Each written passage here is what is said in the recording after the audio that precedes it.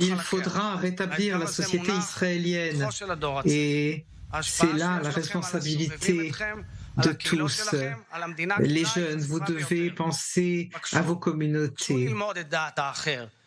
Il faut que vous appreniez à savoir ce que pensent les autres. Écoutez-vous les uns les autres. Discutez, mais opposez-vous à toute expression violente qui nie le droit de l'autre, même s'il fait partie d'un autre camp que le vôtre. Connaissez la mosaïque des diverses opinions qui peuvent vivre côte à côte dans l'espace d'Israël. Reconnaissez toutes les minorités parce que nous ne sommes qu'un seul et même tissu vivant. N'ayez pas peur des dissensions, des différences.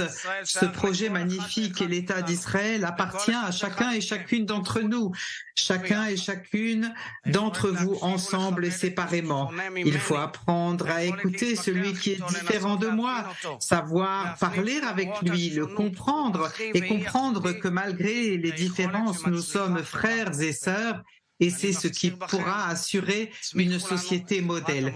Je vous demande de construire cette société modèle à laquelle nous avons droit. Mesdames et messieurs, je vous remercie tous ceux qui ont œuvré pour préparer cette cérémonie d'aujourd'hui.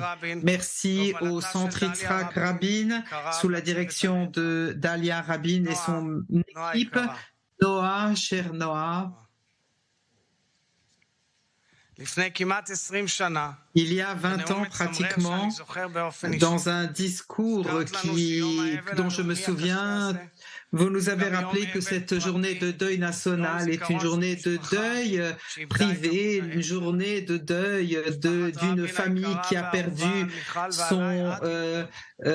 son point principal. La famille Rabin, Dalia, Yuval, Rachel, Yonatan, Noah, Michael, Omer, et les arrière-petits-enfants qui sont nés au fil des années. Nous sommes près de vous en cette journée si douloureuse. Nous nous souvenons d'Yitzhak, Michal et moi, nous avons eu la chance de le connaître et de le connaître de près dans les moments difficiles et les moments joyeux. Nous nous souvenons de Léa, une femme extraordinaire s'il en fut, qui était bien davantage que l'amour de la vie d'Yitzhak Rabin et son épouse. Elle a consacré sa vie à l'œuvre publique dans l'amour d'Israël de tout son cœur. Elle donnait toujours son opinion, elle aidait toujours ceux qui étaient dans la difficulté. Permettez-nous de partager avec vous cette douleur de la perte.